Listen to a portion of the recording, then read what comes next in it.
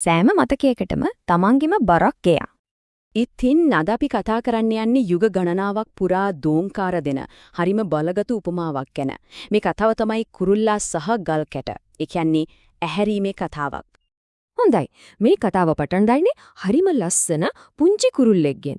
ඉතින් මේ කුරුල්ලෙට මුලින් බලනකොට හරිම උතුම් හරිම හොඳයි කියලා හිතෙන විදිහේ පුරුද්දක් තිබුණා. එයාගේ පුරුද්ද එහෙම නැත්නම් චාරිත්‍රය උන්නේ මෙන්න මේකයි. එයාට ලැබෙන හැම අත්දැකීමක්ම ඒක සතුටක් වෙන්න පුළුවන් නැත්නම් වේදනාවක් වෙන්න පුළුවන්. ඒ හැම දෙයක්ම පුංචි ගල් කැටයක ලියලා ඒ දවස මතකයක් විදියට තියාගන්න එක.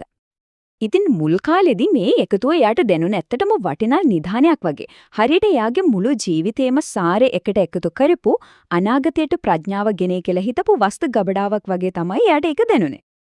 හැබැයි කතාව හැරෙන්නේ මෙතනින්. අර නිදානය ටික ටික බරක් වෙන්න පටන් ගත්තා. ඔන්න කතාවේ ප්‍රධානම ගැටුම පටන් ගන්නේ මෙන්න මේ තැනින්. මතකනේ මේ බර එකතු වෙන්න කලින් ඒ කුරුල්ලට තිබුණේ පුදුම නිදහසක්. කිසිම බරක් නැතුව හරිම සැහැල්ලුවෙන් ඉහළ අහසේ පියාඹලා ගියා. ඔන්න එතකොට තමයි කතාවේ හැරවුම් ලක්ෂ්‍යය එන්නේ. ටික ටික ගල්කට එකතු වෙද්දී අර බර එයාට හොඳටම දැනෙන්න ගත්තා. එයාගේ පියාසැරිය දැන් ලොකු අරගලයක් බවට පත් වුණා. වැඩි කල යන්න කලින් එයාට ආයෙත් ඉස්සර වගේ ඉහළහසේ පියාඹන්න බැරිම තත්ත්වයටපත් වුණා. එයාගේ පියාපත් ඊයේ දවසේ බරට රිදෙන්න ගත්තා. ඇත්තටම කිව්වොත් අතීතය එයාගේ මුළු ඇඟෙන්ම පහළට අදිනවා වගේ හැඟීමක් තමයි තිබුණේ. හරි. ඔන්න ওই වෙලාවේදී තමයි කතාවට අලුත් කෙනෙක් එකතු වෙන්නේ. ඒ තමයි සත්‍යයේ හඬ ප්‍රඥාවන්ත බකමූණා. මේ කුරුල්ලට තමන්ගේ ජීවිතය ගැන ලොකු තීරණයක් ගන්න වෙන තැනට පාර පෙන්වන්නේ මෙන්න මේ බකමූණා. ඉතින් බකමූණා අහනවා අර බර මල්ල ගැන. එතකොට කුරුල්ලා හරිම ආඩම්බරයෙන් හැබැයි ටිකක් බොළඳ විදිහට මෙහෙම උත්තර දෙනවා. මේකේ තියෙන්නේ මගේ ජීවිතේ. මම විඳපු හැම සතුටක්, හැම වේදනාවක්, මම ඉගෙනගත්ත හැම පාඩමක්ම මේකේ තියෙනවා. හැබැයි තාම ජීවත් වෙන්නේ අද දවසේද? එහෙම නැත්නම් ඊයේ දවස පිටේ තියාගෙනද මේ පියාඹන්නේ? බකමූණාගේ ඒ ගැඹුරු ප්‍රශ්නය මුළු පරිසරයේම දෝංකාර දුන්නා. ඒත් ඒ පොන්චි කුරුල්ලා ඒ අනතුරු ඇඟවීමට ඇහුම් ගන් දුන්නේ නැහැ.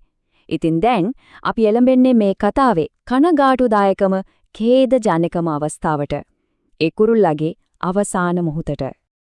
එක වැහිබර හවස්වරුවක එයා බිමට වැටුණා. කතාවේ උත්ප්‍රාසය තමයි ජීවත් වෙන්න ඕන නිසාම එයා එකතු කරපු මේ මතකයන්ම අන්තිමේදී යාගේ මරණයට හේතු වුණු බර බවට පත් වුණ එක. ඉතින් මේ ඛේදවාචකය අපිට මොකන්ද කියලා දෙන්නේ? අපි දැන් යොමු වෙන්නේ මේ කතාවේ තියෙන විශ්වය. කවදාවත් පරණ වෙන්නේ නැති පාඩම පැත්තට. ඒ තමයි අතහැරීමේ කලාව.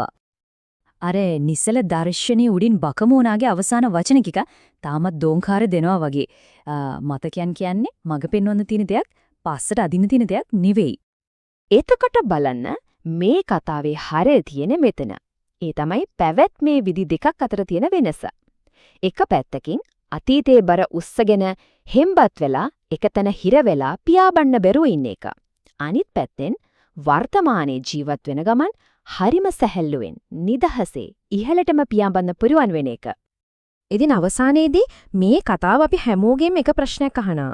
කෙනෙක් Taman එක්ක අරගෙන යන්නේ මොන වගේ ගල්කටද?